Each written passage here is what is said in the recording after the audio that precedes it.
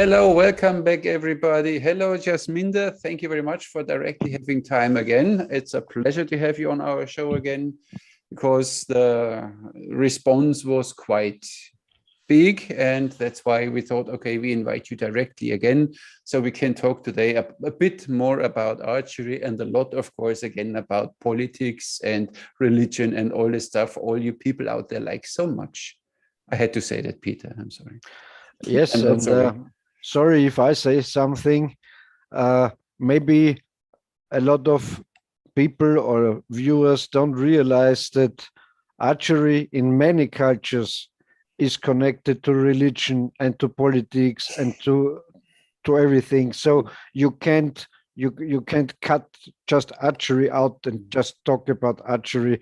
And on the other hand, I think I would be thankful, and that's what I always say to our guests. I'm so thankful that I'm able to learn and about other cultures and how they think and what their habits are and their manners and so on.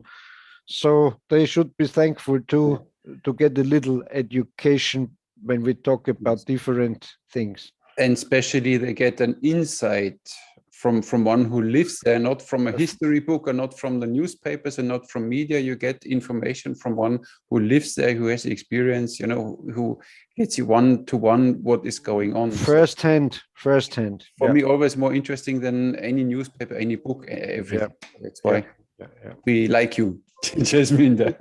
You see? So, Jasminder, so feel free if you want to know something about our politics or religions. Trust me, you don't want to know anything about Austrian politicians right now. It's not even, you can't even call them politicians anymore. It's a fascistoid, technocratic, I don't know how you call it. Totalitarian. Kind of Führers. You know that we had once a guy from Austria. Politics keep on changing. So if I get some knowledge, it will change after some time. Yeah. Let's hope for a soon change in Austria. So let's talk about archery today, enough politics. But on the other side, of course, if you want to understand a culture, archery is one part of it. You need to understand religion, you need to understand politics, you need to understand the history, that you get the hang of it, why they did archery, maybe even this way, because even how they shoot and what they did was influenced by all these factors. So that's why I think it's always interesting to know. I agree. Thank you very much. It's the first time that we agree. You see that this is this influence of India, which is so like harmonized. Peace, so yin and yang and peaceful stuff. And happiness. Yeah. So, how was your week, Jasminder? Good since last podcast. Yes. Everything fine. Yes. Yes. A lot of lawyer cases you have recently. Yes, recently actually. After lockdown, it is a bit slow. The courts have started working with physical appearance.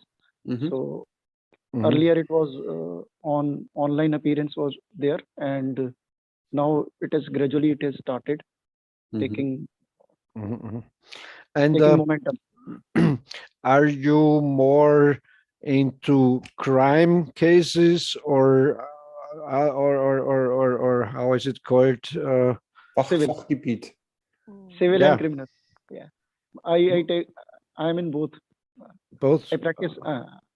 Okay, so one is more the administration cases, and the other are criminal cases, or how is it called?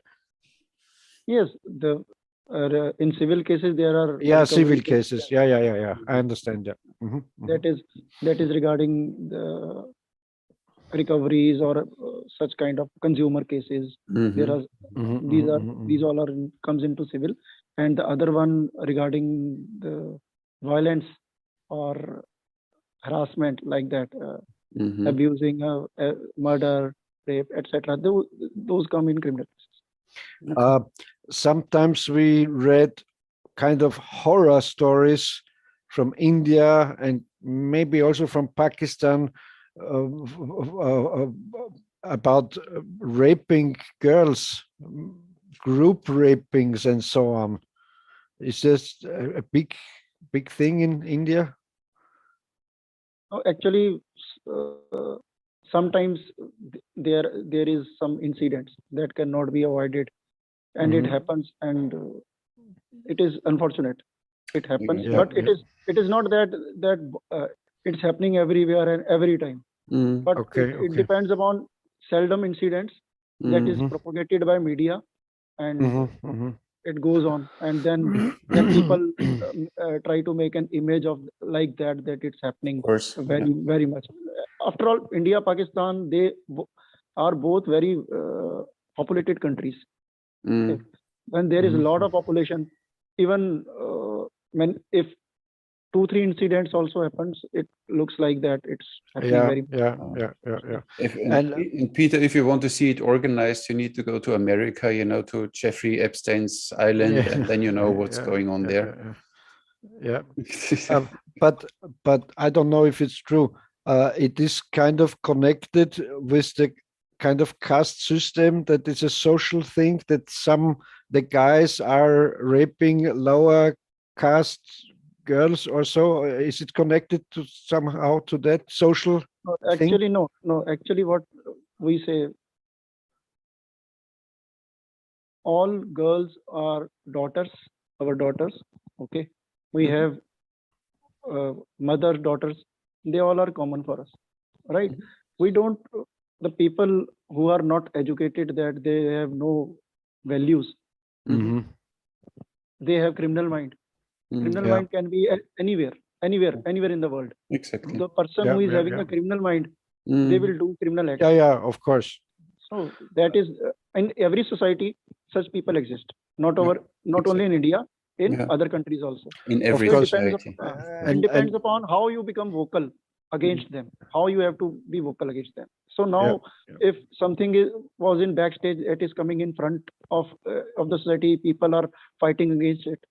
So earlier it was something was covered, and now their people are raising voice against them. They are coming on the roads, they are on streets. So due to that they are getting propagated. And are there, how is the justice system? Are there high punishments for crimes, or is it just here around it's very, kind of holiday when you go to jail? No, it's not like here, like that here. Not holiday jails. Jail means jail. People cry when they want to come out from jail. Yes, we want to come. Okay. And to clear that out, I'm sorry and I excuse, I don't like to say this thing about Indian people or so. It's just because we have it in the newspapers, and so I wanted to ask you about it. It's, of course, it's in every culture. It is possible and it happens. No question about that. Okay. Shall we start with archery now? Oh, I'm sorry. This is it's still a bow and arrow related, some kind of, sometimes we should talk about. I saw that you did a review. I didn't watch the review yet of this one piece, this crooked bow from Flagella Day. This is one piece. The snake bow, this Osage orange. What do you think of it in one sentence? Marvelous. Oh, you really? I didn't like it. It's nice to look at and nice to hang on the wall, but when you shoot it, it's like, I don't know. Actually, I never had that. I never tried that bow earlier. Okay. I was very much waiting for a Osage orange wood. I haven't seen it earlier. Okay. So in India, we don't have that wood. So Flagella Dye when sent it to me, and I was really very happy that, and the way it was made, that was very much interesting. That mounted kind of and snaky design that I like. To look at, they are nice. I had one too. So, and it was so simple, and I think it was comfortable to draw, and it was giving a good penetration into the target also. Yeah, it's not so bad.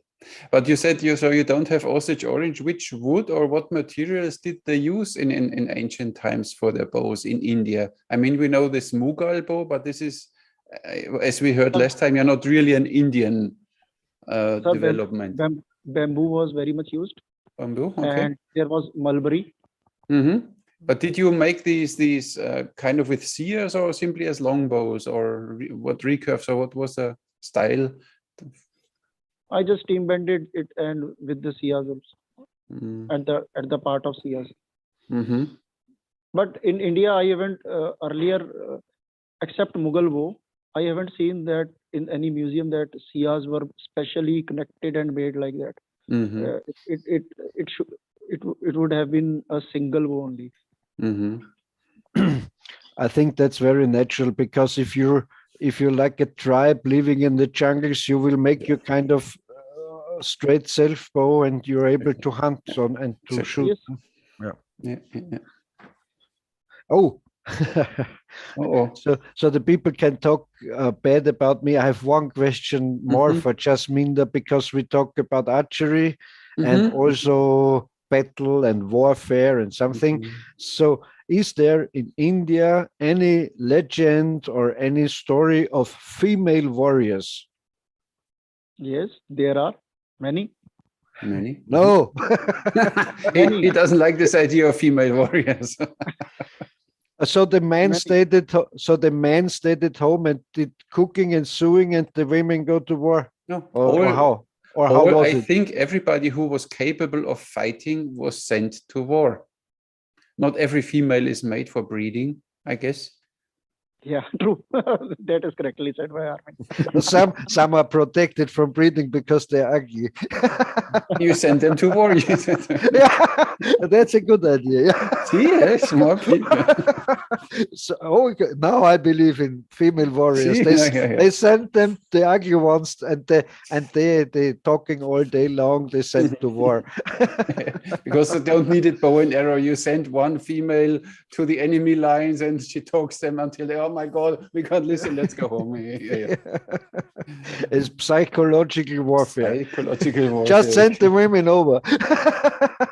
They didn't even have to learn any weapon for me. Look at this. Ingenious. They have to start to talk. Exactly. Oh, we are mean today. You see, we are bad macho guys. Jasminder, sometimes. Yeah. No, I believe in female warriors, and I always did. When we had this talk with Petra Engeländer, she's she represents this female warriorship. And then Peter always said, yeah, but there are no real female warriors. And then even in Japan, we heard that there were female warriors, and we heard single ones, single cases, but not a kind of like the Amazons, not the tribe of female warriors. That's not true. A tribe, maybe. Do you have also female warriors in your country? We had, that old sagas from the Northmen and the Vikings and so on, and there were female warriors. They were called Valkyries, like that Richard Wagner's Valkyrie. And so on. And these were kind of female warriors, but they were religious figures. The Valkyries, they were in Valhalla, and they welcomed the fallen heroes. So when they died on the battlefield, the Valkyries picked them up and brought them to Valhalla, where there's a big party going on every night, and every day there's a battle. So what men like to do, to drink and to fight, it's in eternity. So that was the idea of the Germans and the Vikings, and so about the afterlife or the afterworld. When they die in battle, they came to Valhalla, to the other heroes, and they just Valhalla means your heaven. Yeah. It was their god was Wodan or Odin, and he has a big hall, a big hall, and this was this Valhalla. The roof was made of spear shafts, and all it was surrounded with weaponry and big horns with beer and stuff they drank, and the Valkyries were around, and every night they partied, and every day they fought another battle, and every night they went back to the Valhalla, and of course this is the spiritual reinforcement for the real men on battlefield. Yeah. Because even they in the another dimension were fighting the battle with them. Yeah. And there are wonderful pictures of these Valkyries with their, how are that, Schuppenpanzer, how is it called? The lamello, I forgot. Scale armory, scale you know, exactly. shiny scale armories and big spears and shields and so, and long blonde hair, of course. Yeah, but not real female warriors. This is more the saga of the when you go to Valhalla. So did you have some female warriors in Europe? Yeah, and for example, this television serial, The Vikings, where they had these shield maidens, these female warriors, they were kind of connected to that Valkyrie legend. Yeah. Like Xena. Pardon? Like Xena. Xena, yeah. Xena, yeah. You have that nice chakra. Yeah, you have that serial. Yes, I have seen that serial. Very, very muscular lady. But you know, we had Wonder Woman too. No, yes, right. Yes. Wonder Woman, yeah. Yes, the Marvels. And of course, it's true in the present or in the World War II, the Russians had a lot of female soldiers. The communists, the Soviets had female warriors, so to say. Yeah, but they are soldiers, not warriors. So I like to always differentiate between warriors and soldiers. Yeah. Soldier, simply you tell the soldier you go there and whatever you shoot, whatever moves you do it, and the warrior is fighting for something. And it's a free man, not the. What he believes is right. Order. Soldiers follow the orders. Exactly. And how about your female warriors, Jasminder? What is the Indian story about? Yes, there were many female warriors. There were queens, the queens, they were very much good in weaponry. They were, in fact, if you will see the certain movies also, you will find many things in Indian movies and Indian history also.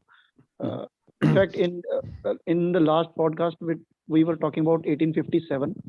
The main lady called Rani Lakshmi Bai, she was the main warrior, one of the main warriors. But and then there has been Razia Sultan, Rani Chinnama, Mai Pago from Punjab. There are many names that I can really say about Indian ladies who are warriors. In fact, our one of the deities there, she is worshipped as Durga Mata and Kali Mata. There are many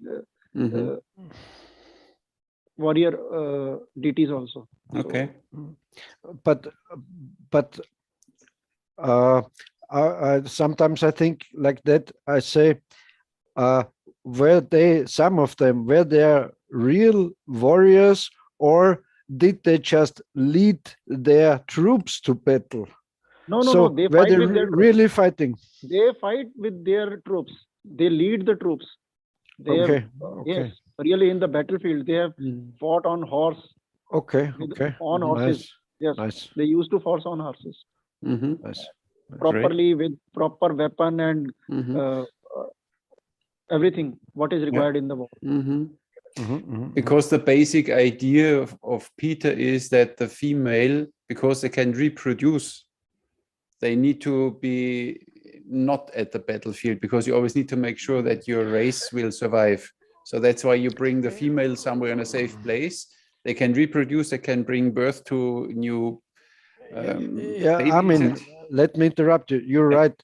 But in this case, what Jasminder is telling us is it was one female leading a troop of male warriors, if I get it right. It was not a troop of female warriors fighting. No, she was having her own female troop also.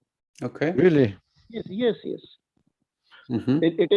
She was a queen of Jhansi. Jhansi is a small place in India, and there was a big fort. There was a fort also. There is a fort also. So she fought against Britishers. And so, and these fighting women were unmarried, or how, or their husbands also fought in this battle, and the females No, also, or she was how? not. Her husband died before the battle began. So she has to fought for her. She became the queen, and she has to fought for her that place, Jhansi. And virtually during the complete freedom struggle, she was the one of the main warrior of the freedom struggle. Yes, first freedom struggle from India. Okay. Earlier in South India, there was a queen named Rani Chinnama. She was a real warrior, and she fought with Britishers in a very early time, and she defeated them at least, I think, 2-3 times. She defeated Britishers. Well, great. So there are many examples. In Punjab, there was Mai Bhako. She also fought with Afghans and Mughals. Interesting. Yep. So we change your point of this, Peter. You change now a bit and open up a bit to this idea. I never doubt that singled out incidents or single women fighting in connection with male warriors and so on. That there's no doubt about it, and so I believe in that. But I don't believe in a kind of female warrior cultures. And that's what Petra wants to tell us. That is, No, we need to she's a kind of feminist, I know. She simply likes to bring out this natural out of the female again when they start horse riding with her and shooting bow and arrow, that they connect again to this ancient feeling of female warriors. And I think it's not a bad thing if it's half a myth. I mean, or every myth or every legend has always something truth in it. And still, but if it helps women to get a bit more self-confident and they can stand their ground, I think it's never a bad thing. But who will cook and clean the dishes and taking care for the babies? Look, I can choose here. I have Volt and Bolt on it. I have all restaurants around me, and I let them cook and they deliver, and it's fine. You need to go with time.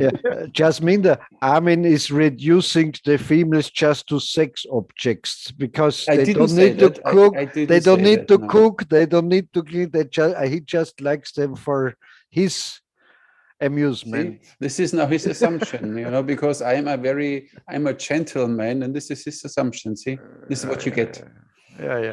Yeah. Let's talk about archery. Oh, really? Shall we start now? Hey! Who shot the first arrow in India? That's a good question, actually. Who was the first archer in India? First archer? Yeah. First known archer, something. If I talk about very ancient times, there is Maharishi Parshuram. Who has got knowledge first. He was the first human to get knowledge of Dhanurveda from Devas, from gods. Yeah. Okay. So he is the main guru of the mentor of all the holy sages who further taught other people about archery.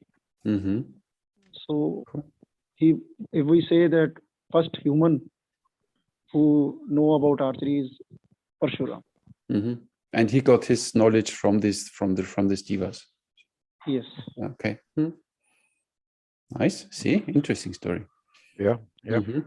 I'm not sure if I read this right, but it said in Dhanurveda that they first, when they learn archery, they learn with their wrong hand to shoot with bow and arrow until they perfection it. When I'm a right-handed archer, so I shoot left-handed until I can do it properly, and then you swap to the correct hand and you can shoot instantly. If you learn with your normal hand, I'm a right-handed archer, I have the bow in the left hand, I can do this, and now I switch to my other hand, and then it takes again a time until I get it, and they simply turn this around and let you first train with your wrong hand, and then instantly you could do it with the right hand. The archer who can shoot from both hands, he's called Sabyasachi. He's called Sabyasachi, ambidextrous. Ambidextrous. Okay. So logic behind learning from both hands was not that one has to be ambidextrous. It is about the direction from, if a target is coming from this side. Exactly. Yeah. Which arm you have to use. You will not use the other one. Or if the target is running from here, you are not doing, you are taking this and you are. Yeah, you can't turn around. Yeah, exactly. So when you are using your both hands, you can use on both directions. This is the logic and reason behind learning both. This is what I always assume too. That's why I said, especially the horseback archers, they sit on horseback. If the enemy comes from the front, it's okay. From this side, it's okay. From back, it's okay. But when he comes from here, he needs to swap bow hands. But then there are in some Chinese archery Facebook groups, or these guys, they say, no, they had then special or whatever. Left-handed archers on the other side of the tactics were like this, that they only shoot in this direction and or in the other. And so I don't know. I think you are a better archer if you can shoot both-handed. Yes.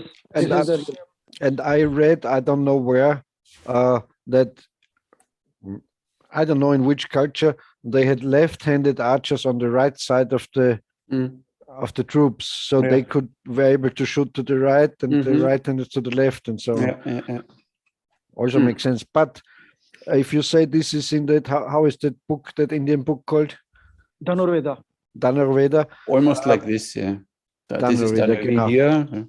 Yeah. But the original one is a little different, I guess. Yes. And Armin and I talked before about it. When I have my archery students, and they say, "Oh, I can't do it. It's so hard to learn this and so." It is very easy to learn from left hand. If you are a right-hander, then I let them shoot left-handed, some shots, and then when they switch back to right-hand, they say, "Oh, now it's better. It's okay." And moreover, your dominant eye also take. You can.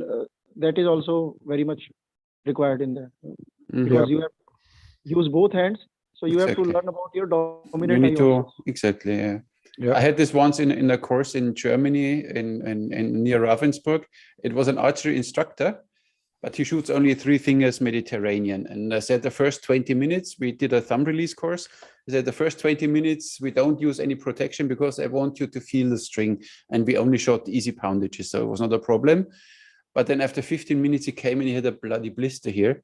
So he couldn't shoot anymore. I said, you know what, you shoot now left-handed. And then he shot left hand better than he ever shot right hand. So it was interesting to see. He swapped and it was easy.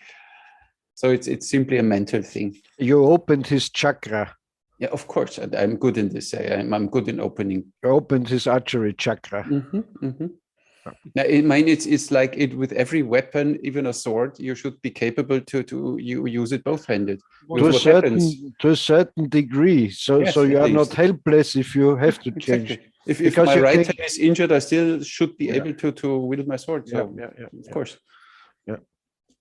And for archery, it was always for me the fourth direction. In this direction, I can cover here 3 directions, but this one is not working. So I need to swap bow hand. And you can, when we talk about warfare or so, or battle, you can surprise your enemy with that.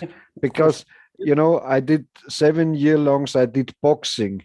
And if you are able to change from right hand to left hand in boxing, your opponent is totally confused. They don't know what is going on now. Even if you can't do it, if you just pose like that and do some jabs or so, you distract him.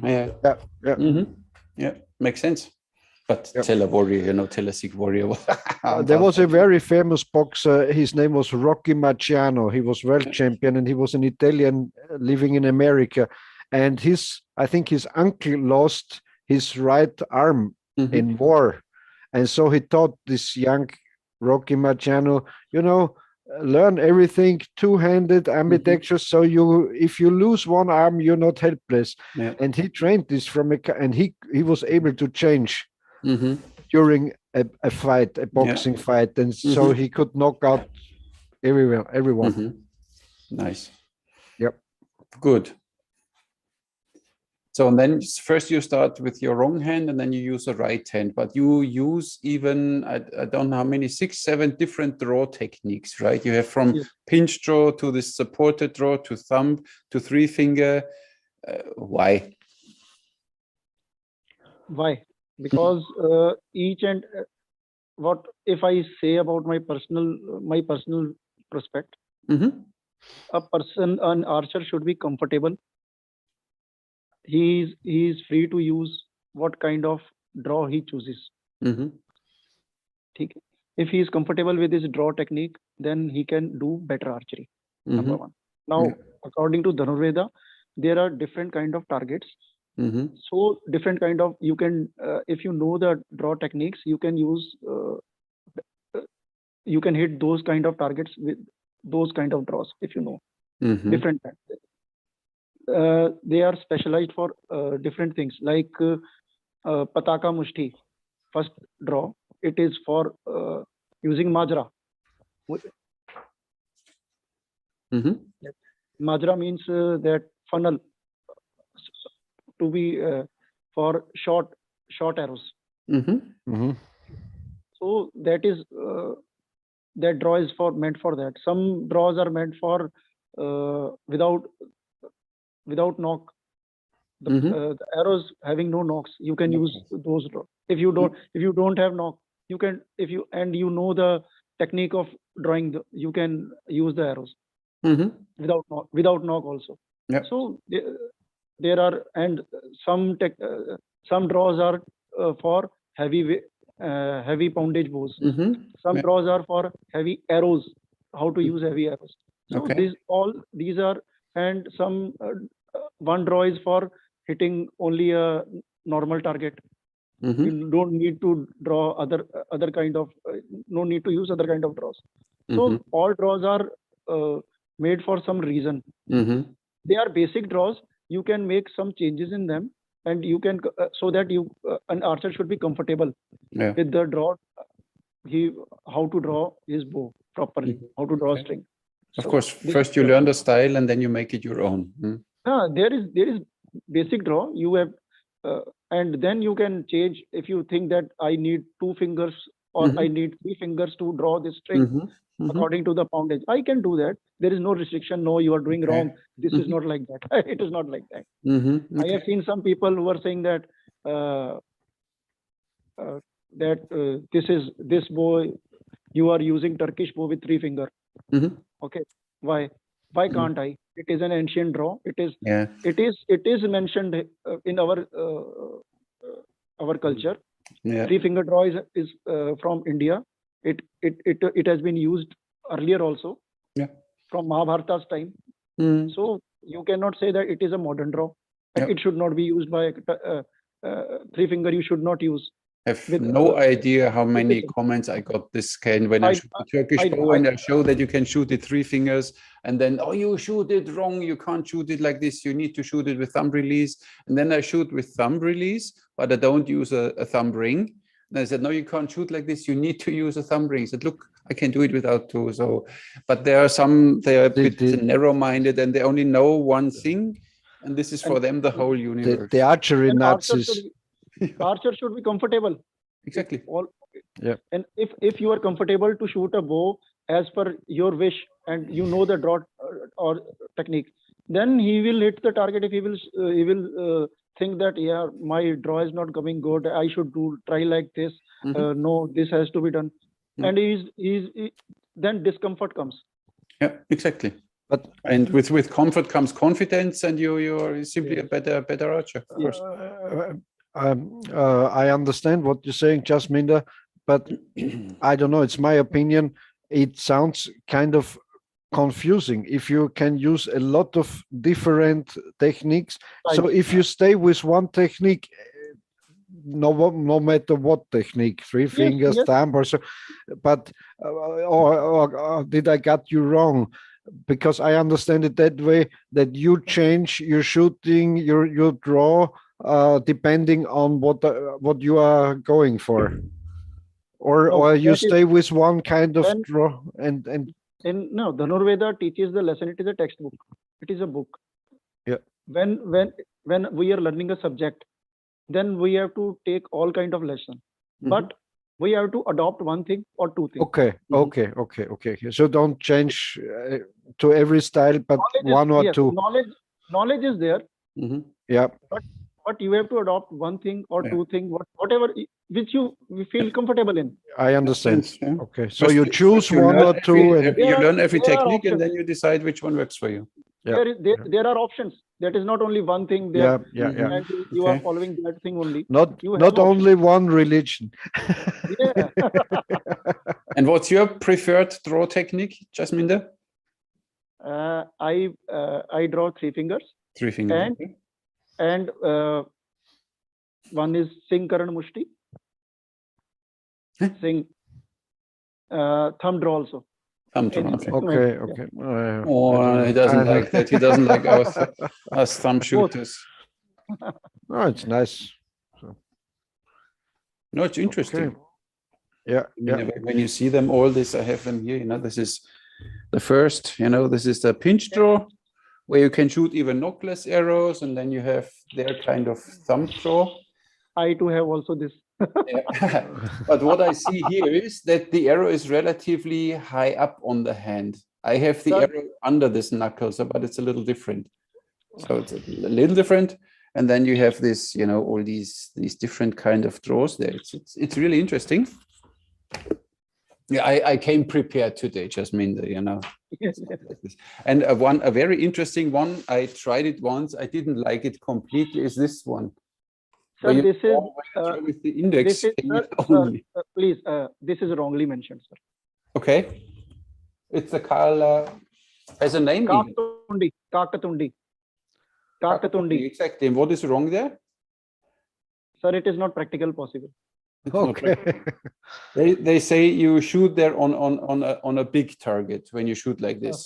Sir, it is not like that. It is shown like that because some interpretation is missing. Okay. While I have you here, okay, then show us first. Good.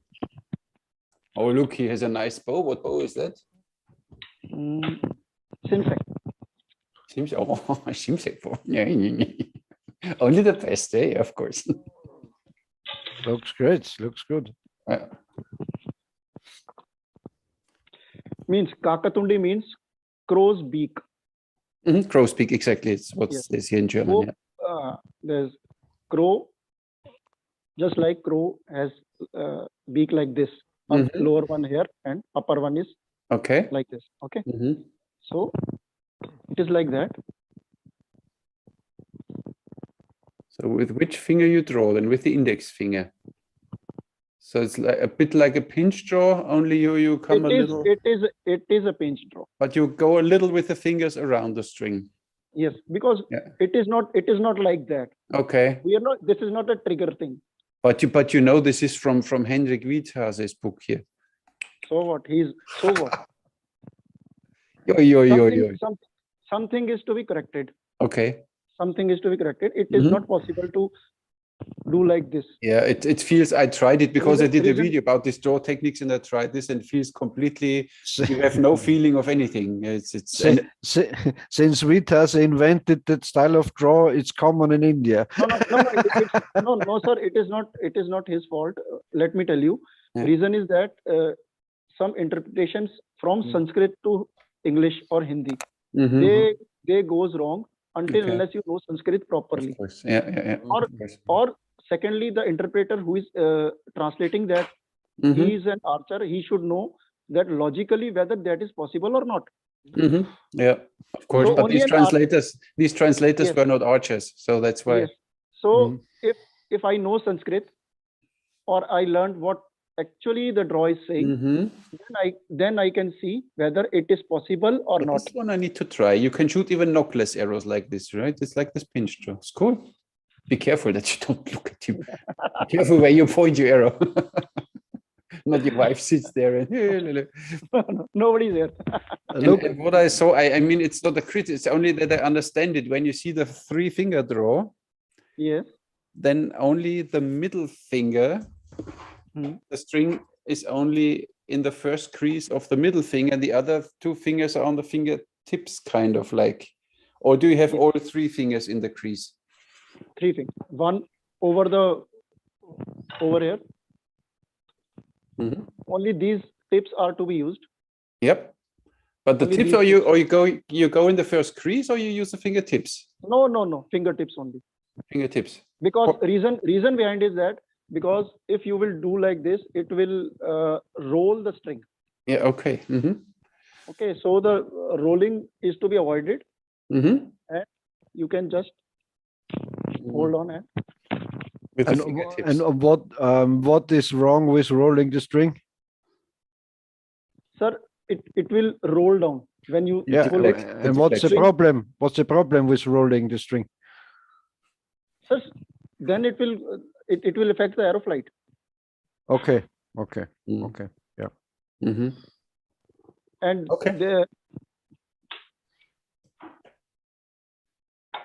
Okay. Yes. Good. Oh, that's all. Okay. Fine. And I'm rolling the string on purpose. I'm kind of then there is twisting of string also. I'm if you roll the string like that with Western style of shooting, then you are also able to put the bow so the arrow is under the bow and the arrow won't fall off for kind of show shooting and so on. So I don't know. But how is it then with thumb release? Because with the thumb release, you have the string relatively far behind. So there the string rolls around the thumb, right? Or not? Yes. But it is when it is released. It is not rolled, I don't think. Okay. It's only 1 finger, not 3 fingers, and it's most probably goes faster. It is. We are releasing this. Where is the rolling? We have to avoid that roll. We have to.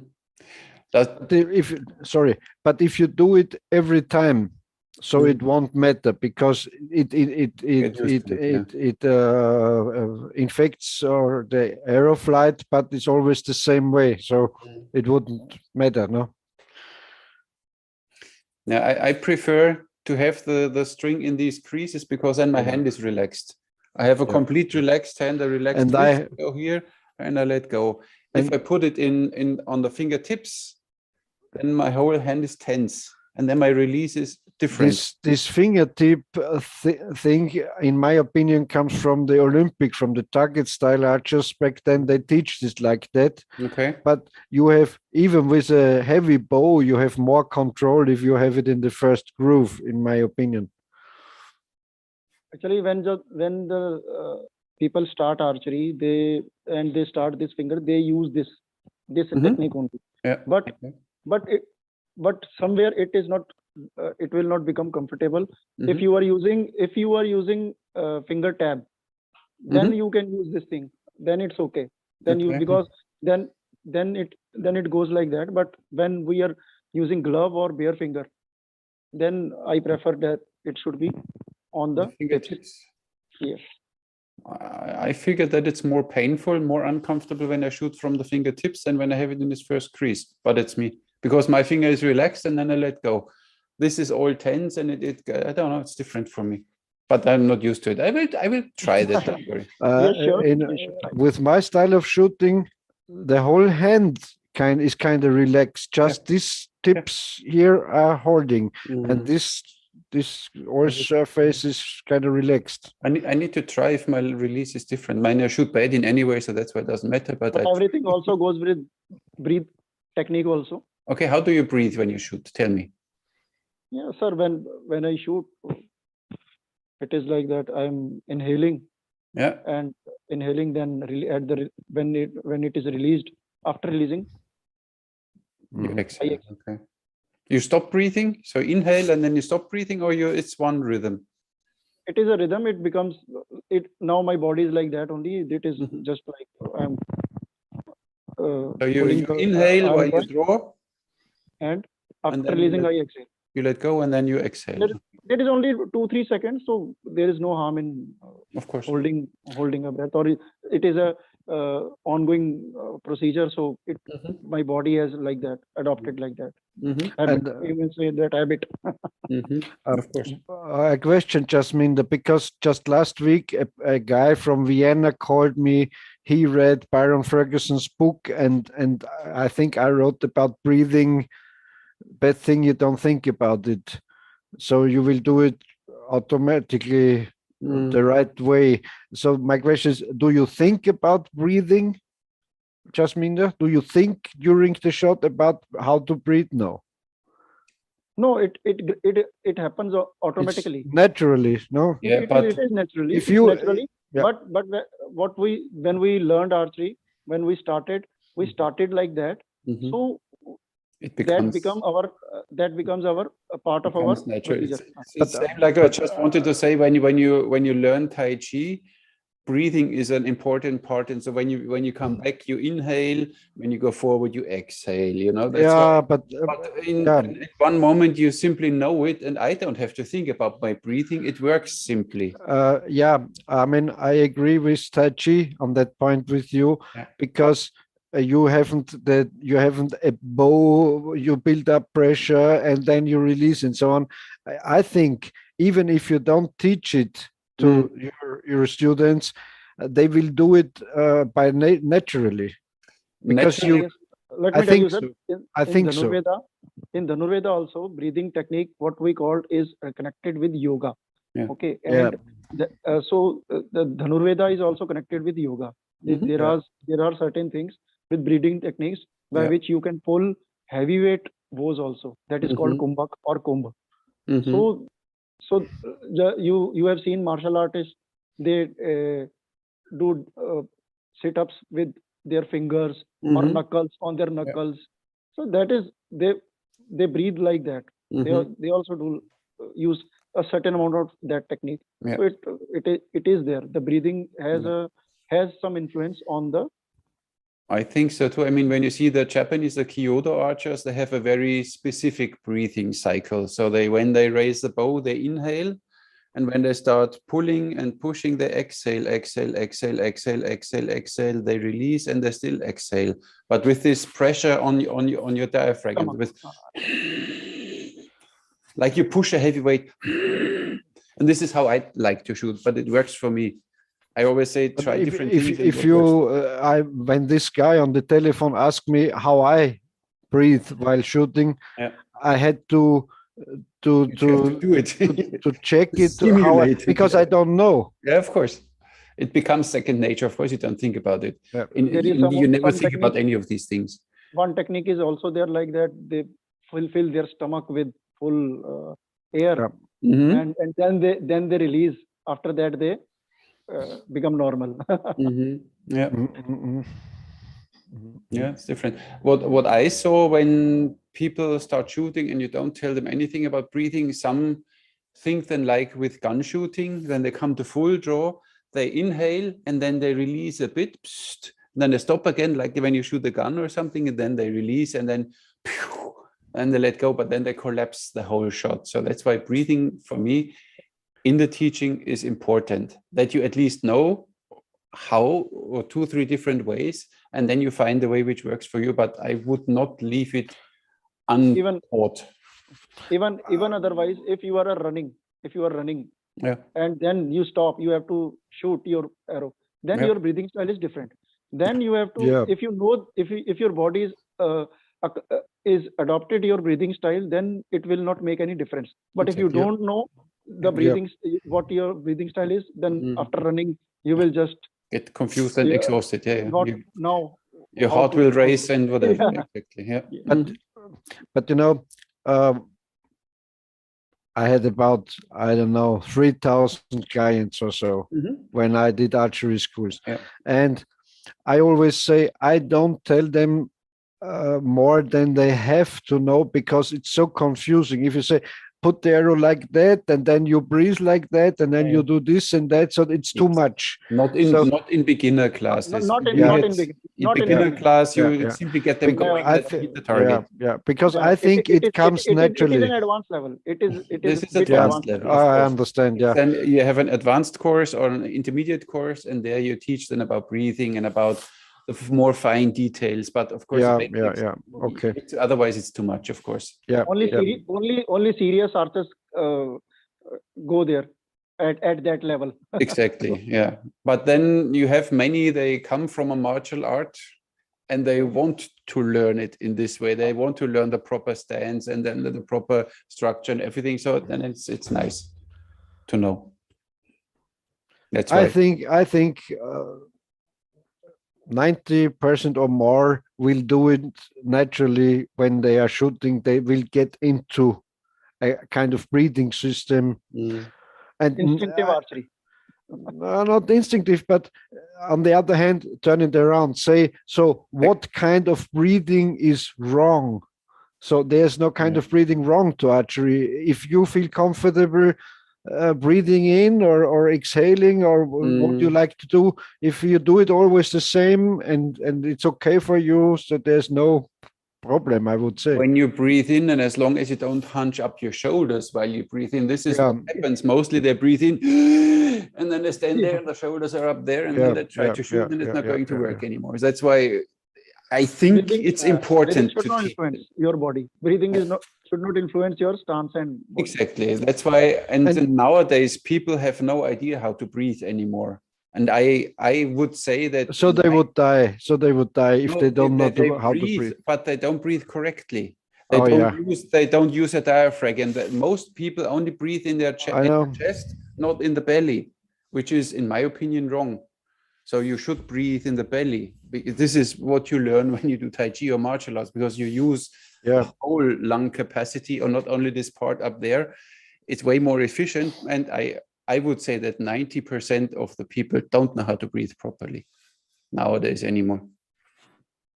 That's why for me, breathing is an aspect in intermediate advanced teaching. But it's me. Jasminder only smiles. Good. So you esoteric guys. And I'm listening to masters. It's simply what works for me, and I don't like to stop breathing. So I don't like to stop breathing. But of course, on the other side, you have now all these speed shooters. For them, this breathing cycle doesn't even work anymore, because when I inhale, exhale, shoot, inhale, exhale, shoot, it's a normal breathing cycle, but they shoot, bidding, bidding, bidding, bidding. They need to breathe differently. So they need to find a way how it works for them, that they are not out of breath after 5 minutes. No, again, the thing comes on comfort. Yeah, exactly. What works. But I think you should, like with all these draw techniques, you show it to them, and then they find which one works for them individually. So not one has to fit all, or some needs to fit all. We had last time in a group, I said it, I think in that podcast, normally we train first with beginner session, 3-finger normal. But there was one, he couldn't rotate his wrist because of an injury, so he had his wrist like this. What did my instructor say? Okay, then you directly shoot thumb release, because he couldn't do this. So then he started directly thumb release. So it always what works for you. But even breathing, at least you show them what you should take care of, and then leave them, or they can adapt or whatever. But I think it's a crucial part. Breathing is always a crucial part in everything.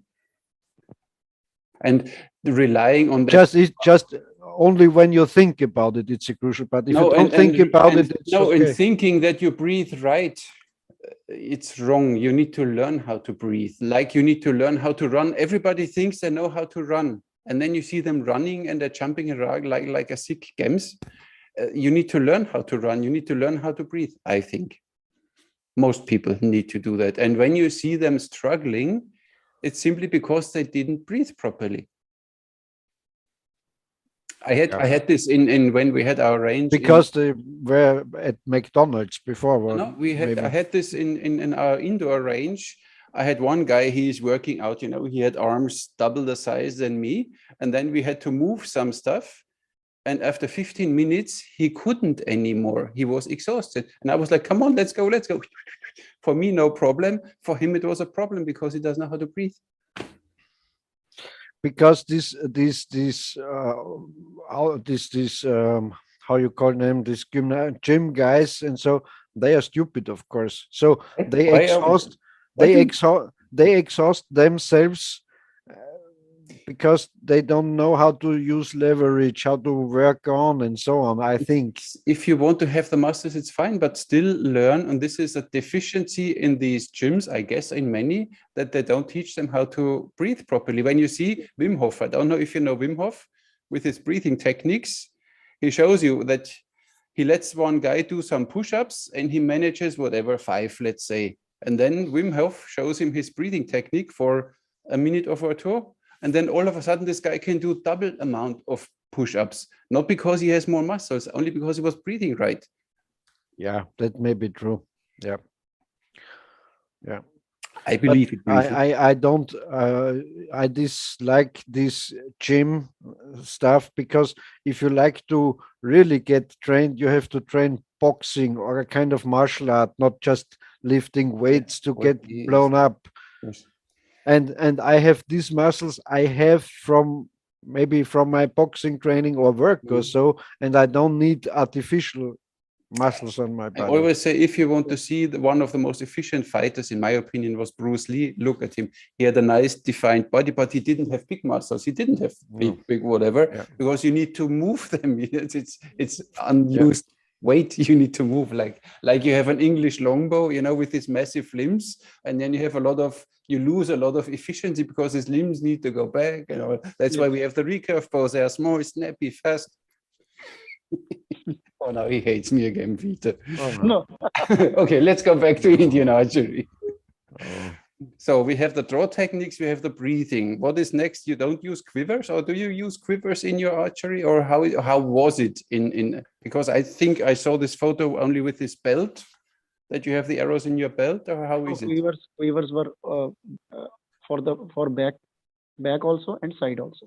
Mm-hmm. Okay, so you had back quivers, side quivers. Mostly, if you are going to jungle, mostly the archers take back quivers with them. Mm-hmm. Okay. Because they have to move in the shrubs and all those forest areas. So back quivers is comfortable for them.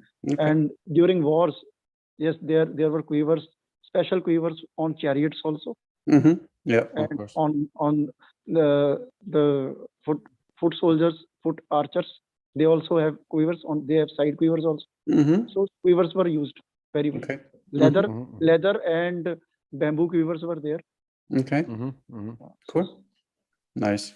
Yeah, because there is only mentioned this belt where they put like the Koreans kind of. Okay. And talk again about bows. So the typical Indian style bow is a kind of composite recurved bow. Sir, there are various kind of bows mentioned in Dharma Vedas. There are metal bows also. There are horn bow also. That is called normal longbow. Longbow also. Longbow, horn bow also. And metal bows also. Yeah. But as you told us that metal bows were mostly ceremonial. Yes, they were ceremonial. They are given as a gift as a golden bows made of a silver. There were mixed metals also. So that was ceremonial bows. Those were ceremonial bows, not used as war bows.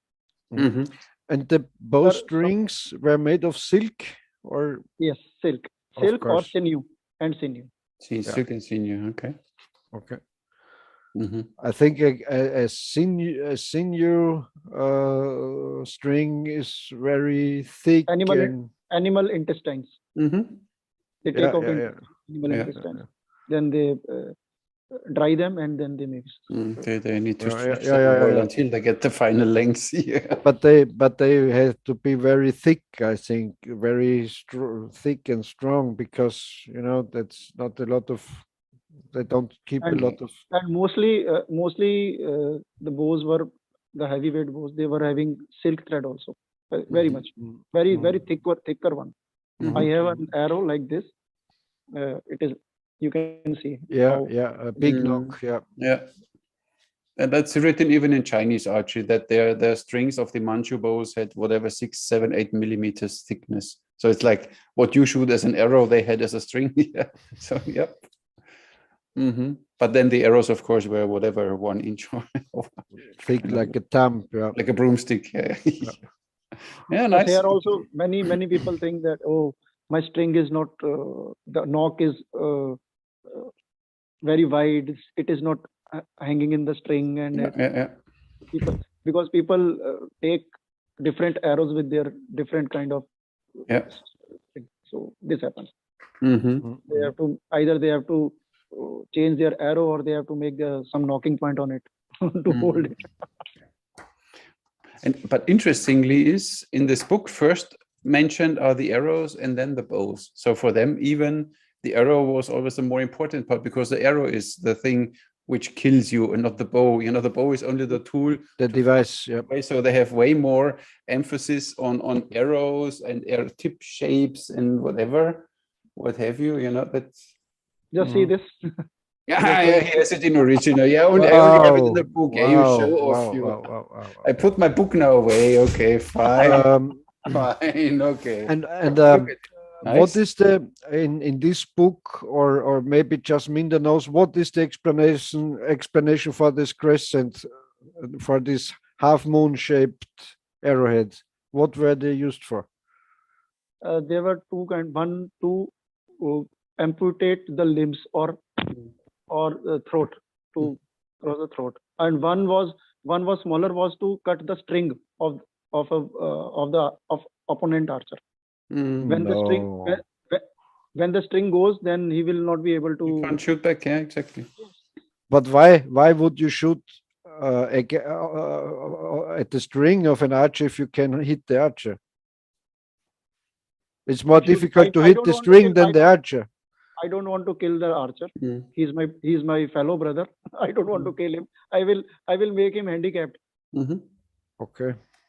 But then he fights on with a sword, no? In our culture, in earlier times, there was very much of rules and regulations that were followed during the wartime also. So everything, the rules they follow very strictly. So this was one of the things. It is not that everything is fair in love and war. There were war rules at that time. It was the same here.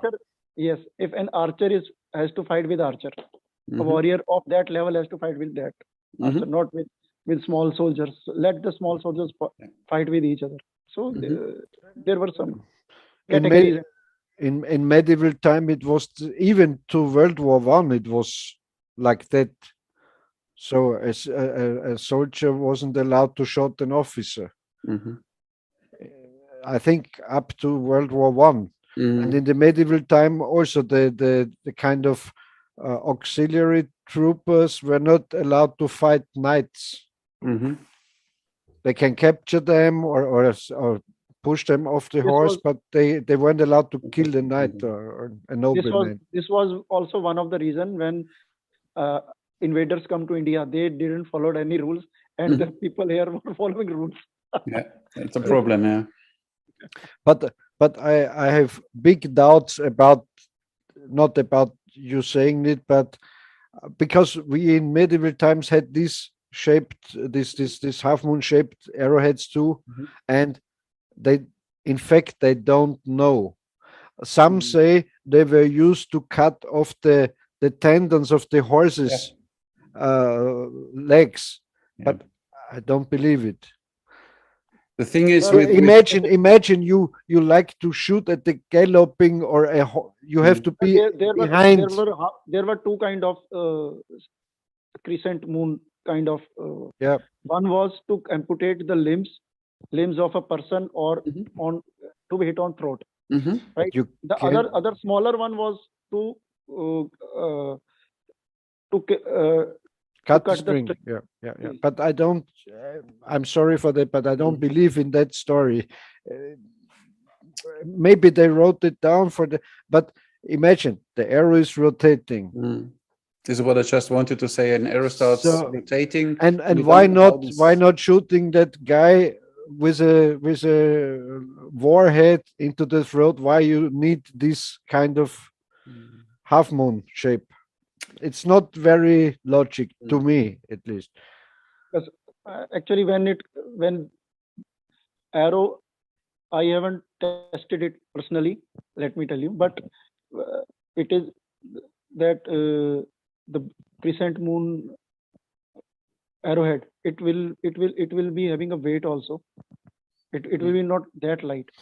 So how much arrow will is going to revolve, and how much the physics will take take effect. So that has to be checked. I am not aware of that. How That- much to do more and more living history. That would be an interesting video clip. Armin, Yep.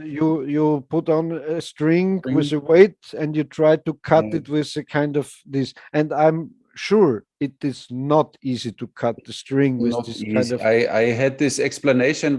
We have these reenactment groups here, and I sold a few of these different fancy arrow tips. And then I always told them this is then for cutting the string, like Robin Hood. You know, you cut the string of something. But then I said, look, I don't think so. I think it's more for maybe even small game hunting or something. When the normal arrow. Yeah. You know, when you have this and I have one other explanation read somewhere, and they said it was for naval warfare. So they shot into the sails. So they cut the sails, and if the sails are not, if they are cut a lot, the ship is not to maneuver. Okay. You can steer the ship as good if you have cuts in the sails and so on. That sounds more logic, because maybe if you shoot with an angle into a sail, you maybe can damage and cut it. But you need to shoot a lot of arrows in a sail. Yeah, I don't know. I don't know. And why shouldn't you shoot very, then very directly thick. something heavy on the boat? You know, holes are very in the thick. ground. I don't know. Those ropes are very thick, not to be cutted by a single arrow. You're correct.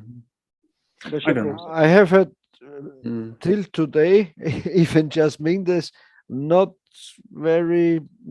good explanations for this kind of I arrowheads. need to get off these arrowheads again, and then I will do some testing. Okay. This I I will like. also This is some more. I will also do some more research. And you know, Jasminder, Armin and me talked in the past a lot about psychological warfare. And if you have pictures of this and you have some of these, maybe you horrify your enemy. They say, oh, if that hits me in the guts or so, oh, that's horrible. Or so, you know, you don't know. Or maybe they also like ceremonial stuff. I don't know. I don't know. I believe you that's the official explanation for this, but I still could see that the other way shaped around would be more efficient, even if you want to cut a string. Yeah.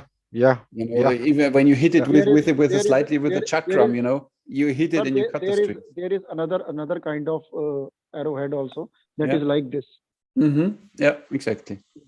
That is also used for cutting string. That's like a chisel. Yeah, this is I can see. And the next thing is, if you like to cut the string of a bow and the archer is in front of you, so the string is behind the bow. So you have to be to the side to be able to cut the string also, yes, at an angle. Yes. That is not for hurting a archer. That is to cut the string. So archer, they has to take an angle on it. But it's such a very specific use case. Then that almost doesn't. I don't believe it is not a general thing. I don't think it is. But on the other hand, Jasminder, I could imagine if you're hitting a drawn bow on the limb with that crescent, maybe the bow will break. Yeah. Yes, bow will also. It maybe easier than to cut the string. Yeah. It is used to damage things. If it misses the string, it will hit. It can hit there also. Basically. Yeah. Even because many use the bow even as kind of a shield, you know, when incoming arrows you hide. So if you come with this and you shoot in his hand or something, then he can't hold his bow anymore, and then he is done for the day. So I don't know. It's like in Chinese sword fighting. Cut off the fingers of the exactly. Cut the fingers, bow. you can't hold the bow anymore. You lose one archer. But you could, as you say, you could do it with a chisel pointed. You could do it with the opposite shape. Easier, in my opinion. Yeah. So relying on this, I don't know. There are two. There were two kind of crescent. One is smaller size, just this. Yeah. And other is the wider one. Yeah. So both must be having some different use. Or there were different sizes of people. One big guy and small guy. For the giants. Yeah. In Japan, they have also this kind of, you know, like a chisel and with a V cut. They call it the gut slasher or something. Or for fishing, they said that they use them even for fishing. Because when you shoot a normal arrow through a fish, it doesn't do a lot of damage. Yeah, but if you have something like that, the arrow will come out of the fish. So yeah, I don't know. Yeah, for a fishing arrow, you need a barb, some kind of barb, so the fish won't slip off the arrow. If you have you ever tried bow fishing, Jasminder? No, never. I never tried. It's fun. For carp, you know, you have to feed bread into the pond, and then the carp comes and look at all these ones here. Yeah. Oh, yes. I think these are fancy. This one I don't know. This one I really don't see the purpose. This maybe, one, Armin, maybe for blazing flaming arrows. You don't know. They wrap something. Maybe. Yeah. Interesting. Show us your arrow tip again. And let me say one more thing. Imagine even in the past there were crazy folks that just built some shit. Yeah. And you have a picture of it, and what was this for? Freak out the enemy, and the enemy thinks they know what are they doing. Yeah. Or just to surprise their friends. And look what I have made, kind of arrow. And say, oh, that's cool. I make myself. I don't know. I will show you a tribal arrows. Made by tribals. Nice. Wow. It's quite long, huh? This is bamboo arrow. Bamboo? Very well made. A nice blade. Yeah. It is made by Bhil tribals from Rajasthan. Wow. And the fletching is helical, huh? Nice. Yeah. And it's a big head. I don't like to get one of these into my mouth. Wow. Wow. And I will show you another kind of. Whoa! Now we're talking. Don't cut your cables off. don't cut your string. Now you tell me, what is the use of this one? Fishing arrow. Fishing, I would say. Because it's asymmetrically, but it won't matter if you shoot just short distance. So in my opinion, it's a fishing, or maybe to shoot at short distance at the monkey or so you can throw down the monkey, or I don't know. With rope, with string. It goes with string. Yeah. For fishing or you can get it back, retrieve yes. Whatever you or shoot. With string, maybe also for kind of birds, so they can fly away with the arrow or so. Maybe. Small like game. An anchor. Yeah, nice. Very nice. Oh, yeah. Kind of potkin for armor penetration. Yeah. Wow. Armor penetration. Yeah. Looks very heavy. Yeah. But they're all very long. What's the length of these arrows? They are 32 inches, huh? No, it is around. No, 30. It is 30. 30, yeah. 28. This is arrow is 28, and this. Now, of course, you don't count the tip. You count always from the bottom of the. And so these are all tips with a tank. So they put the tank into the bamboo and they wrap it. Yes. Yeah. It is done like that. Pretty. Nice. And the feathers are from which bird? I think it is. Quail. No. No, it is either it is peacock or that wild hen. Okay. Wild hen.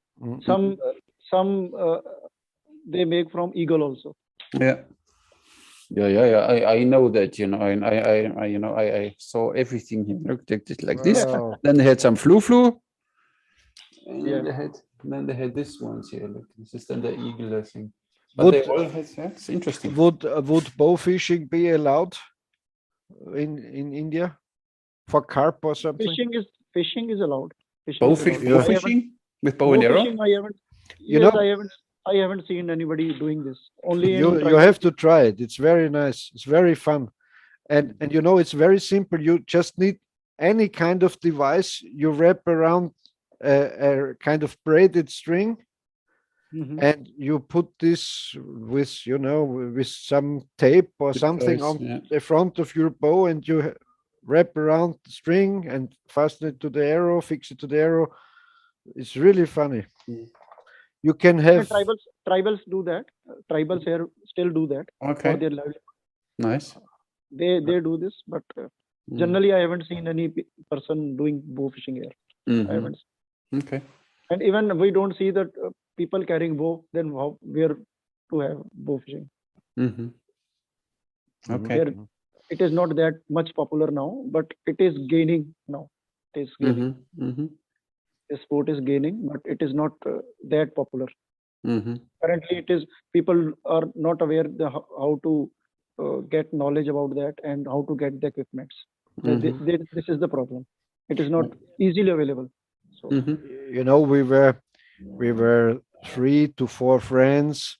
We drove to another part of the country, and we had a big ice box with bottles of wine inside and old bread, old rolls, sandwich bread, and all day long we feed in bread, and the carps come and we shot, and you miss, and then you have to pick out another spot where you feed again, and so you can have fun all day long, drinking a little, shooting a little. Very nice, very nice. Interesting. Then I saw one thing, Jasminder. It's like how do you call eine Weihe, a Bogenweihe? When you go in the church, and how do you call the English word? Salvation. Something like that. That for the bow, before you use the bow, that you bring him to a kind of prayer for the bow. A prayer for the bow. You still do that, or is it still forgotten thing? No. We do this. You do this, okay. How does it work? Kind of like. Does it help? Does it help with shooting? We have to give honor to our weapons or our items, sports items. So just in the mark of respect and honor, we do this. And sometimes there are some days when we worship them like God. That's what I like in the Sikh culture. That's what I like. With incense sticks and everything, we do that. Okay, we do artis, we do what we say, prayers for them. Okay, because they are our saviors. We can in ancient time they were the saviors. Because if you have those things, the weapons, they will only in Sikh culture we say the weapons will save you. And you also need to learn that. Yes. And you also do it to firearms? Yes, it is a weapon. I love it. Great culture. I have to convert to the Sikhs. and is it possible? But then you have to stop smoking and drinking. Okay, then it's easier for me to become a Sikh as I don't smoke. And I stay with smoking and drinking, but I take this weaponry worshipping just this segment of Sikh I take to me. Better than nothing, no? Better than nothing. Pick your parts which works for you, and the rest you simply ignore. Yeah. And then how human does it nature work? is like that. You can do it at home, or do you need to bring the weapons to a special place, or you have a kind of No, an no, altar no. at home, a special place for your weapon? You put them there with candles and with incense sticks, and you say you. Yes, we can do that at our home also. Okay. And how often do you do that? Every month, or every half year, or year? There is in a year 2 times we do that. Okay, Normally. 2 times. Okay. Normally, there are 2 occasions. Mhm. Just like you have a Father's Day or Mother's Day. We Okay. have a weapon worship day. That's interesting. And only, of course, if there would be now some battle, then you must probably do this worship before you go to battle or something, right? That is there. That has to be done. Okay, cool. I like this. How is it with firearms? Is it difficult in India to possess firearms, or is it easy? No, it is. You have to take license for firearms. It is some wars are very much prohibited. You can have air gun, but you cannot have more than .22. Okay. You Okay. from .22 you have to attain license. Okay, but you will get it if you like it. Yes, you can. Okay, it's just license. If your police records are clean and you know everything, and the mental doctor said that you're okay, then you can have it. Yes, because you have to register yourself. You have to take a license and apply to the government licensing authority. So they provide you license, and you have to give a specific reason that why you need a weapon. Yeah. Okay. But if after you're the in approval of government authorities, then you can have that your gun or whatever bore you want. Okay. But if you say you like to go to a rifle shooting club and do rifle shooting, so you will get it. Then, yes, that is also there. There is Indian Rifle Association also here. So you can become a member of that association. Then you can have as a sportsman or sportsperson or the user of you can attain that also. And also handguns, also pistols and revolvers? Yes, everything. Anything. Okay. Anything. Nice. And bow and arrow? And there is some restriction that whether you want to keep it at your home or you have to carry it. For carry, you have to get a special permit. Yeah. Special permit, and moving out of the city or state, still you have to apply for the special kind of license, special permit. But otherwise you will be not allowed. But you as a lawyer, I guess you would have no problem to get a carry permit, no? Yeah, not in no. Pardon? What are you saying? I said because of your profession, because you're a lawyer, and so maybe you could be in danger for self-defense. It would be easily possible. Even though I have to apply and get a license for that, I have to give a reason. I have to give a reason. Okay. Then I can carry. And shotguns? Yes. Shotguns? Shotguns are also there. It is procedure is same. Law is same. Okay. Once you attain the license, you have to mention that what kind of weapon you want to have. That has to be mentioned in the license. Whenever there is some prohibitory orders by government, you have to submit your weapon in the police station. Okay. The whole data is with police station. They will come and they will get your weapon in their safe box. Yeah, it's the same here in Austria. Every 5 years or every periodically they come to your place and look for your weapons and look for the numbers on the weapons, if this is okay and so on. You know what I liked? I don't know if you know them. Back then in India, when they did a lot of big game hunting, they had these Howdah pistols. You know what I mean? This big bore, sometimes double-barreled or sometimes single-barreled, big bore, little big pistols. So they had them as a backup when hunting tigers or so. So they had the big rifle for hunting. Kind of muzzle ones. Yeah. Interesting. But bow and arrow is completely free of any license in India. No, there is not required. Yes, but you cannot take it on a public place in a braced manner. Okay. You cannot take. Of course, that's normal. Yeah, but because here in Malta, more than 60 pounds, you need to have a gun license if you want to shoot more than 60 pounds. Luckily, they don't know the law properly. So I got sometimes a bow which had 50 pounds at 28 inches, but the bow drew 35 inches. And at 35, it had 65 or 70 pounds. But it's like hilarious. So you could draw maybe every bow up to 60 pounds. So every bow needs a license. You don't know. Yeah. Crazy. Yeah, but in Cyprus, as example, there is a limit 30 pounds. Everything more than 30 pounds, you need a license. So it's really... So even the Olympic archers need a license because they shoot 40 pounds maybe? Yeah, then it's sport. I don't know if it's then with sport archery, but I guess that, they need some license. But they are then organized, of course, in their clubs. So then they get their registration over the club.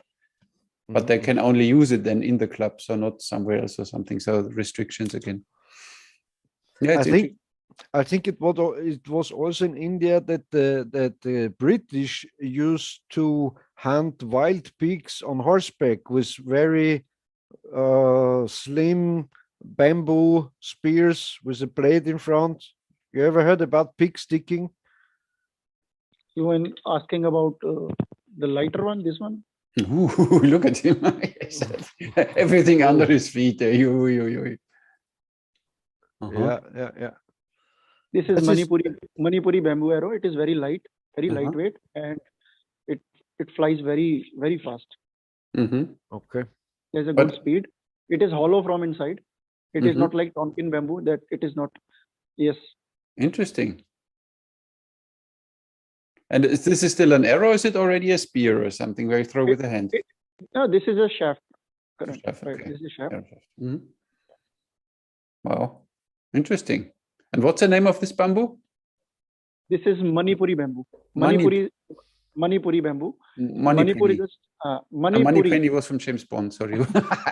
Manipuri. Manipur is a state. So this is product of that state. It grows there. From Manipuri. Okay. It is one of the best bamboos around the world. If you see, I will send you some. I just wanted to say, I wonder why nobody ever sent me, because I like already this Tonkin bamboo you mentioned. You can have them up to 36 inches without any nodes in it. They're completely, they look like a carbon shaft or something, but they're complete, it's bamboo. They're hilarious. We have nodes here. You have nodes, yeah? Yes, we have nodes, but we have some bamboos, they are not having any node, or they are having only single node. It depends and lightweight is always good, because bamboo usually when you get it, it's always very heavy. So you only can shoot it with heavy poundage. It is hollow from inside, and spine is good. So it works very well. What's the spine? You have a spine tester. You don't have a spine. You have a spine tester. Okay. Look at him. He has everything. Nice. I got it from Indonesia, from Harsum. Okay, it's a good one, huh? Yeah. Yeah. Nice. See my reviews, they sell, they make business with my reviews. It's interesting. Yeah. Truly. They could support me a bit more, but it's fine. And I'm happy when I can help someone, when they really do something nice, and you see that Arsum is really putting his heart into his work, and he's listening, because he made then these 2 arrow rests. And I said, look, it's okay for 28-inch long arrows, but usually we shoot longer arrows. And then when I put the arrow center that I want to see the FOC directly, then the feather is in the way. What did he do? Instantly, he 3D printed a different holder there where you can put one feather inside. So yes, perfect. One feather goes inside. And now he made a new one, a short version. He will send it to me soon. And he really listens. I said, listen, now put a battery in it, do this and do that. Yeah, we do it. Wow, nice. That is how the things improves. Yeah, I like this, and then you see he's really passionate about what he's doing, and you see how he packs it and how he ships it, and he has his heart in his job, and I like to support people like this. That's why. So, Jasminder, so how often do you gather with your archery friends or with your society or club? Once a week or every once a month, or how you often you have your training sessions? Or sir, first of all, I do my own practice, right? Secondly, I have been called to have some camps also. There are at least people gather there, at least 200, 300 people. They Wow. come. They never touched any bow and arrow. Wow. So I take my all bows and arrows with me and to show them, so that they can get an experience, and they get if they get involved in that, is my purpose is served. So Nice. this is how I am going. I am reviving archery. I am making people get aware about how to feel a bow. They Very have good. never touched a bow. Very nice. Yeah. First of all, they have to feel it. Exactly. Then they know. And I am not going to. I cannot teach them in 2 days camp. But yes, I can give them an experience that how to shoot a bow. Exactly. How The you first feel. impression. What you feel when an arrow goes from, when you release the arrow, and how you feel, how you touch the bow, how is the grip. That all these things is they are fascinating, and this is how the people will obviously, if they will have an lifetime experience. Yes, I have used that bow. I have touched a bow. Exactly. Yeah. So somewhere, if they will slowly, not now, they will do archery after some time, because they have got an experience. They have got a touch. Exactly. Very good. And that I'm doing, and some people are organizing camps and they are calling me, and I really love to show all those things, bows, arrows, and the teaching, learning, whatever I know, I should distribute it among the people. Very so good. that so that the knowledge should not die. It should not go with me. It should be there.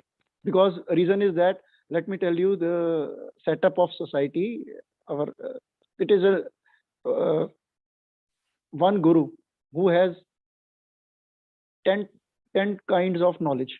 Okay. Here what we say, a guru will take one knowledge with him, and he teaches 9 kind of lessons to his pupil, to his learner. Then what happens? So that he should not challenge him at any point of time. That if his student will challenge him, then he can kill him or whatever. He will. Exactly. He should have an upper hand. So what happens then, if a person is having 10 kind of knowledge? He gave 9 kind of knowledge to. And one he takes with him. Yeah. One he keeps with him, and it goes with him. Okay, when he dies, it is gone, or he teaches that knowledge to his son or his daughter. Okay. Now what happened? The person who has taken 9 kind of lessons, he will keep one, and then to his next generation, 8, there will be 8, and slowly, gradually, and the last person was having 1, and it also went. Nothing. Yeah. He takes it with it. Yeah. So this happens due to the personal nature of a person. Human nature. It is human nature. For his safety, he has not given the knowledge, but because he was fearing that some days people will come and challenge him. The student will challenge him. But he should. But on the other side, he should be proud. I'm always proud if I teach someone and he is really dedicated and he gets better than me. Then I said, "Oh, now you're angry because I said no. You could make me not more proud than when you learn from me, and I give you only the start, and then you develop your own, and you get so good at it. You can't make me more proud. Yeah, so that's why he can be happy. No, I'm talking about that, how the things were perished. Yep. In India, how the things were perished. Of course. Because they kept one knowledge with them, and everybody kept one kind of knowledge with them, of and course. slowly It gets lost. It was lost. Yeah, I understand. And Jasminder, and so you go to different places over India with this kind of schools? Yes. Yeah. And every kind of class or social group there is no joins in?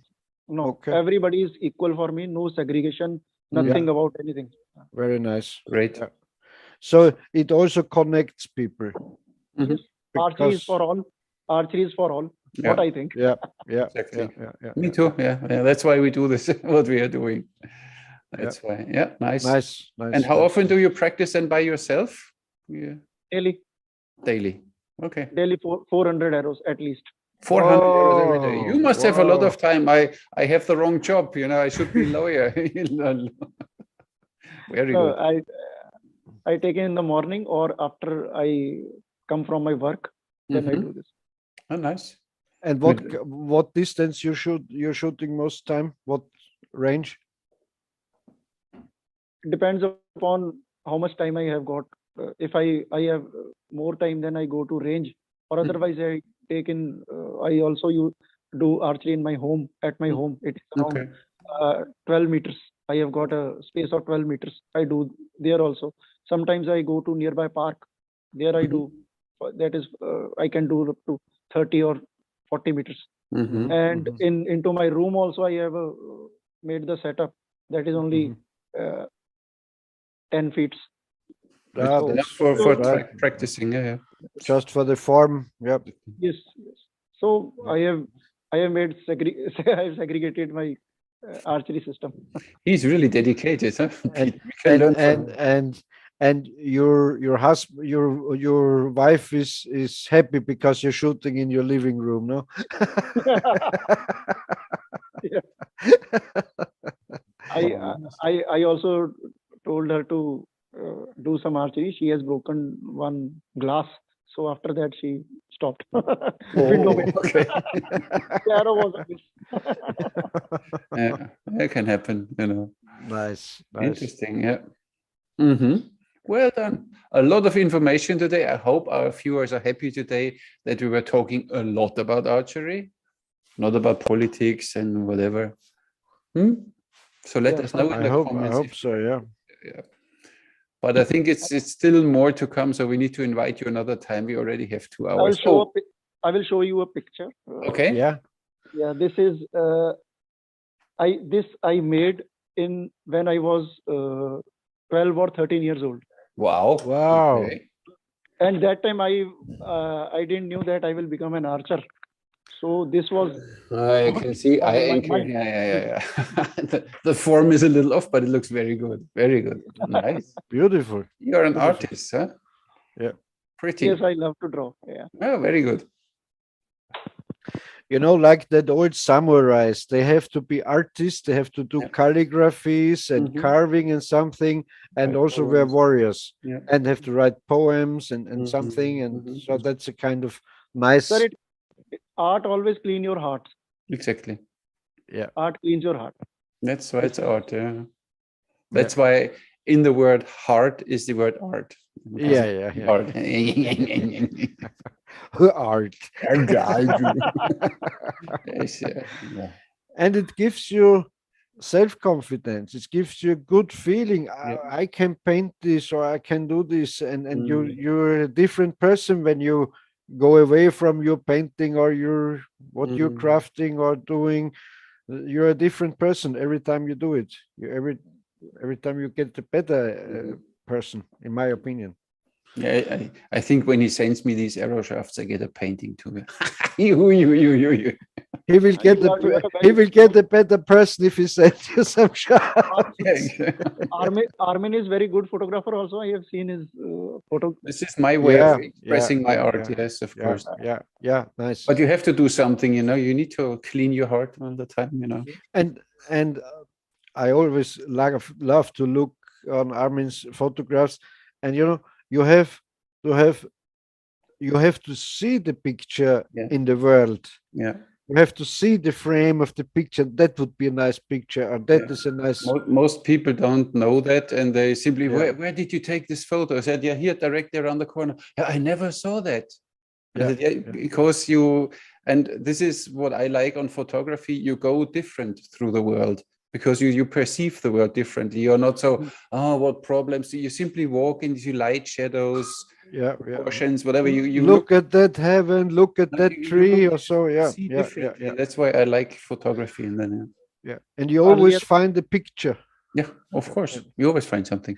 Let me tell you one thing that I was not having good fletchings for my arrows. So I used to see on the ground, on the parks, whether I can find some feathers. Feathers. Yes. And I found a lot of feathers. Earlier, I was not aware that there were feathers also falling on grounds. Yeah, see? So when we see the things differently, Yeah. what we need, then we can find it. Otherwise, if you are running with closed eyes, you cannot see anything. You don't see. You have to sharpen your view. Yeah. For things. Focus. Yes, if you see in a focused way, yes, I am looking for this thing, and then you will look at, your eye will go there only. Yeah, and you will see, hey, the world is full of feathers. I never saw them before, but now it's full of feathers. Yeah. It's interesting. Yeah. This is how we aim. We see to our target, and we attain it. Very good. What a nice word for the end of this podcast. Huh? Oh yeah. Shall we leave it like this, or you want to make another of your jokes, Peter? Now. Yes, Jasminder, I think we have to send over our bows and arrows for your ceremony. Maybe we get better. Sure. So you are most welcome. But I think it's cheaper when we fly Jasminder here. Yeah, and when I do my bows over there, it takes a plane by itself. So yeah. We will make a kind of weaponry shrine, and then maybe make a ceremony. And now we hire a big local hall, and then we put all the bows on the ground, and then you can come with some incense sticks and run around. And that could help. That could help. Yeah, and maybe I get a better archer then. Yeah. The last hope. The last hope. Nothing works there, of course. I shoot like crap, so please give me my for my bow. Yeah. But I have to excuse. We are don't making fun about your religion. No, completely. It's just a joke. Okay. I hope you understand it. Because I like these things. I like that it's not worshipping in a bad way. You really respect your weapon, and this is what I tell the people always when they drop their bow on the floor. I said, look, this is your weapon. Of course, nowadays not anymore, but your life relies on this, so you need to treat it with the respect it deserves. And that's why this is for me. That's why I like this idea. Even having this, you do you get a different bonding between yourself and the bow. Even at the time of practice, we before starting the practice, we bow to our bow before our bow. And then we start practice. We bow to our target also. Yeah, makes sense. Yeah, the bow, the target, and after the practice again. In the starting and after the practice. Yeah. And these are the tools which decide between death and life. Sir, you depend on them. This is how, if you will respect something, that thing will also respect you in one and another way. Yeah, and will serve you in the critical situation. Yeah. Yes. Yeah. Good thing. Good thing. Yeah. So a bit more respect, people, for your bows. Yeah. And it's an easy thing. You only need to have this mindset or realize that it exists too. It's of course a different dimension or whatever, and it's esoteric, and you can believe it or not, but it helps you connect with your bow. I like to, because Armin knows I'm not religious and I'm not an esoteric, but in a different way, I'm an esoteric, because I tell you an example. If I have a very well-made bow made by a master bowyer, I can't put it into the same bow bag with a poor made, let's say, Henry Bodnik bow or something. The snake bow. Yes, that's also kind of religious and esoteric, because you think this is a highly valued and nice weapon, and this is just some weapon. So I don't put them together into one bow. I have them all in the same box and in the same bag. Me not. For me, the bow is the bow. No, I'm an esoteric in that manner. No, but it's, and it depends on my life. It doesn't matter. Then it's the bow I have in my hand. If it's the Bodnik bow, if it's the other bow. It's the respect I have for the bow maker. Okay. I can't put a low value, just mass produced. Factory made is different. Okay. So I can't put them together into one bag, because I have to honor the bow maker. Okay. Good. Understood. It's also esoteric, of course. Yeah, because it doesn't matter if you put them in one bag, but I don't do it. As long as you feel better, it's fine. Yeah. Yeah.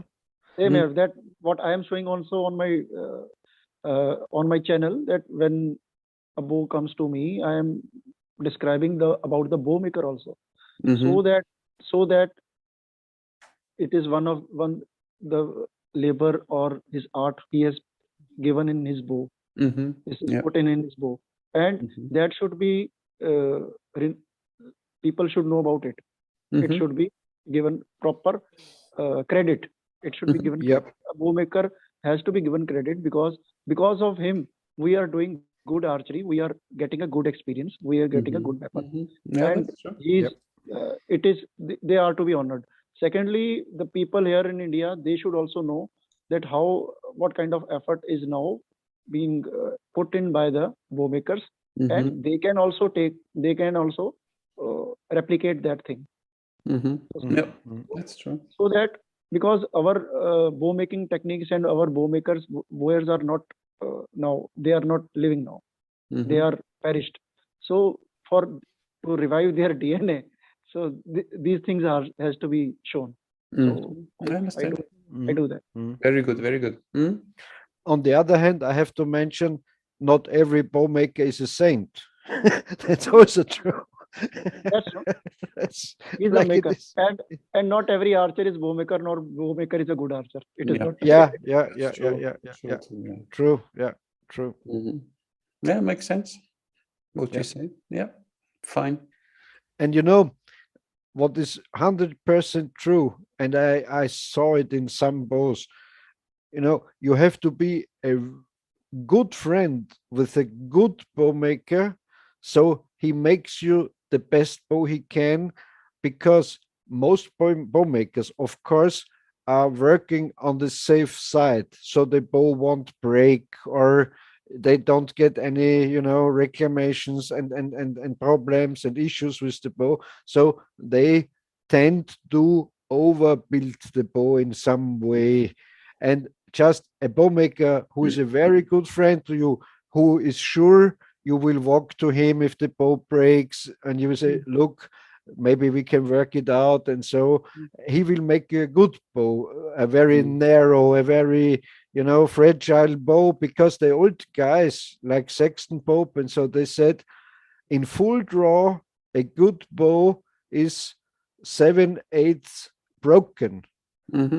Yeah, of course. So it's not too much wood on the bow, or too much sinew, or I don't know, and so every bow which will not break if you overdraw it is not a very good bow, because it's too much material on the limbs. And that's what I mean with that. And you have to know a bow maker very well, so he makes and if the bow breaks, it's no problem for me, but I want the best bow you can make. Of course. Yeah, I understand. Yep. And nowadays people are very much they are thinking of long draw. I have to draw. Many people ask me, how long can I draw? Then I ask them, what is the purpose of your of long draw? Do you require, and do you have those long arrows with you? If you thank you, because we always fighting. I say, what is the advance of a longer draw? That the arrow stays longer in contact with the string and can get more kinetic energy. Physics. Of course. When you push a car, your car stop and you push him for 5 seconds, does it roll the same way as if you push it for 20 seconds? Yeah, but you have a kind of peak in every bow draw curve. So it pushes not 32 inches. It pushes not 32 inches. It pushes one peak and so on, Yes, but longer time is a factor too, not only the amount of the punch.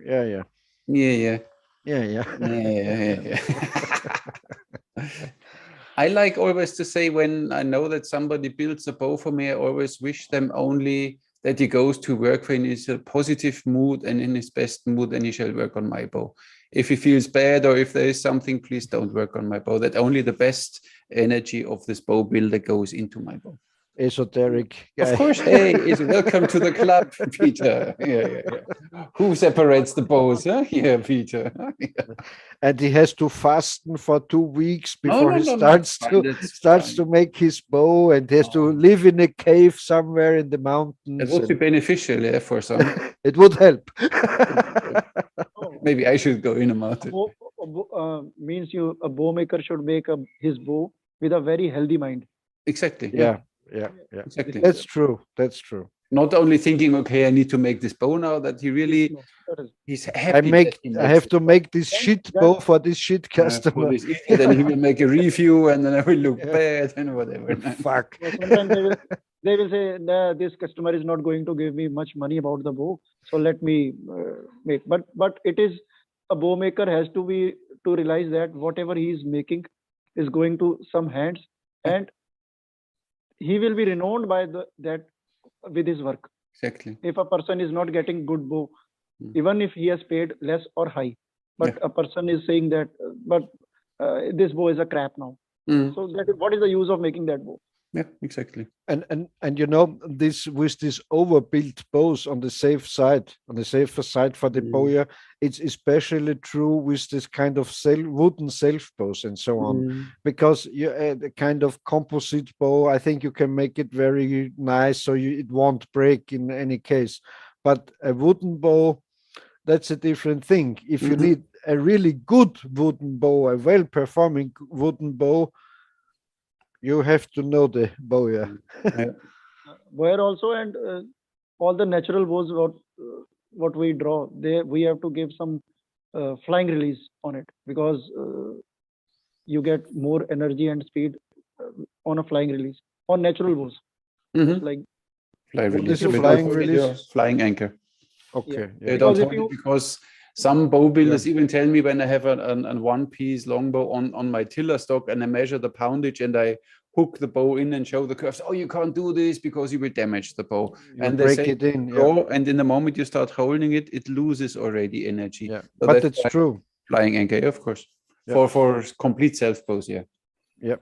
But with my shooting style, I also immediately release when I'm course. here. So you don't hold the bow with No. my style, at least, Yeah. of shooting. Half a second, maybe, not even. because some people who hold the natural bow, either the bow will one or other day it will break, Yeah.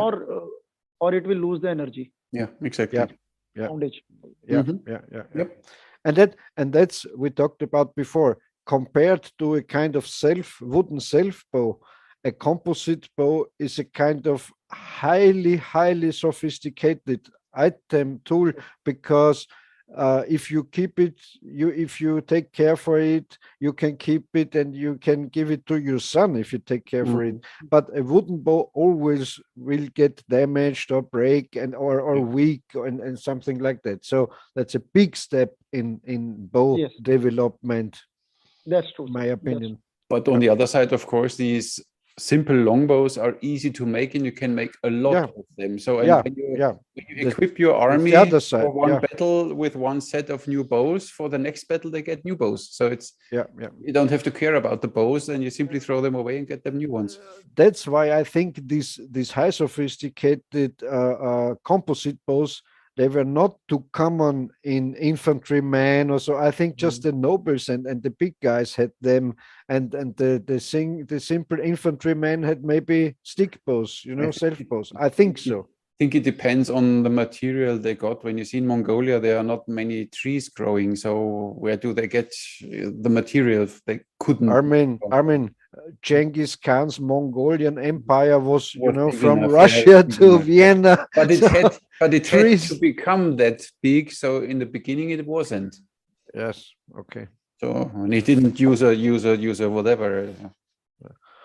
Or if I always say in my archery lessons, when I show that short Korean bow or something, I say also it depends on how you live. If you're on horseback or in a canoe like the Eskimos or the Inuit, you can't use a long bow not so easy in a canoe or in a kayak, like a shorter bow, and so obviously, yeah.